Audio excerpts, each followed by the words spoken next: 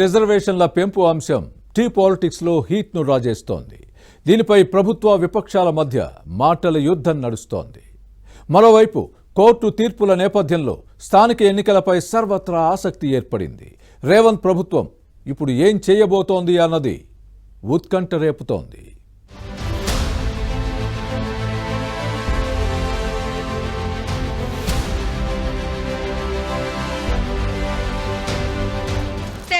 స్థానిక ఎన్నికల నిర్వహణపై కీలక పరిణామాలు జరుగుతున్నాయి.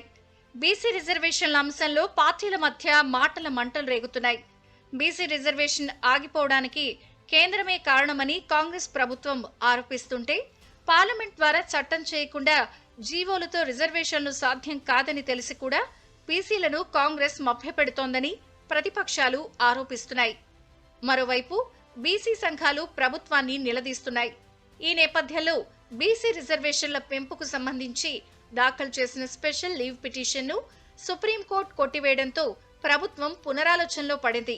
గతంలో రాష్ట్ర ప్రభుత్వం సామాజిక ఆర్థిక సర్వే నిర్వహించి బీసీలకు 42% రిజర్వేషన్ కల్పిస్తూ అసెంబ్లీలో బిల్లు ఆమోదించి కేంద్రానికి పంపించింది. అయితే ఒక బిల్లు రాష్ట్రపతి వద్ద, మరో బిల్లు గవర్నర్ వద్ద పెండింగ్లో ఉన్నాయి. గత నెలలో 42% రిజర్వేషన్లు కల్పిస్తూ ప్రభుత్వం ప్రత్యేకంగా జీవో 9 జారీ చేసింది. అయితే ఇది 50% పరిమితిని మించినట్టు హైకోర్టులో పలువురు పిటిషన్లు దాఖలు చేశారు. విచారణ జరిపిన హైకోర్టు తాత్కాలిక స్టే ఇవ్వడంతో దాన్ని ఎత్తివేయాలని ప్రభుత్వం స్పెషల్ లీవ్ పిటిషన్ ద్వారా సుప్రీంకోర్టును ఆశ్రయించింది. కానీ స్పెషల్ లీవ్ పిటిషన్ను విచారించేందుకు నిరాకరిస్తూ అత్యున్నత న్యాయస్థానం డిస్మిస్ చేసింది. హైకోర్టులో ఈ అంశం పెండింగ్లో ఉన్నందున విచారణకు స్వీకరించలేమని తేల్చి చెప్పింది.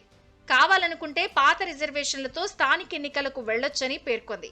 దీంతో తెలంగాణ ప్రభుత్వం తదుపరి తీసుకునే చర్యలపై తీవ్ర ఉత్కంఠ నెలకొంది.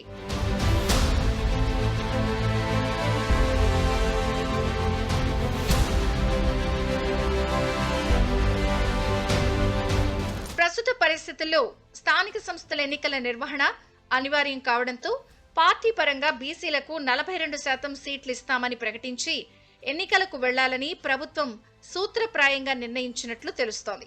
దీనిపై న్యాయ నిపుణులతో చర్చించి వారి సూచనలు తీసుకోనుంది.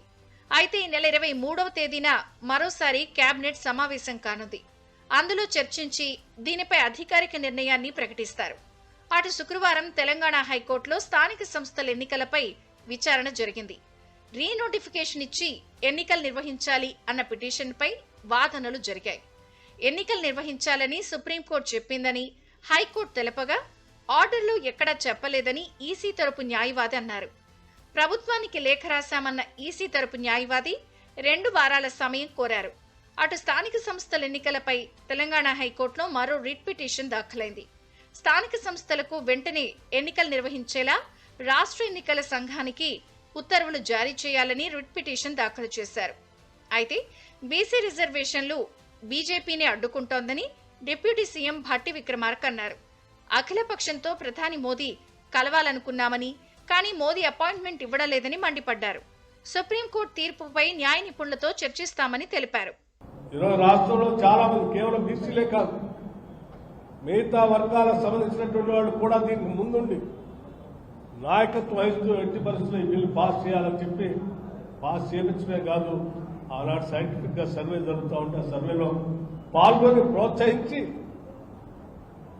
చైతన్యం కలిగినటువంటి ప్రగతిశీల భావాలు కలిగిన ఈ తెలంగాణ సమాజం పెద్ద ఎత్తున దీన్ని ప్రోత్సహించి, ఈ సమాజం అంత అమాయకత్వంతో కూడుకున్నటువంటి సమాజం కాదు తెలంగాణ సమాజం. మీరు చేస్తున్న ఆగడాలన్నింటినీ గమనిస్తూనే ఉంది. మరోవైపు బీసీ రిజర్వేషన్ల అంశాన్ని రాజకీయ ఆయుధంగా మలుచుకునేందుకు సీఎం రేవంత్ ప్రభుత్వం సిద్ధమైంది.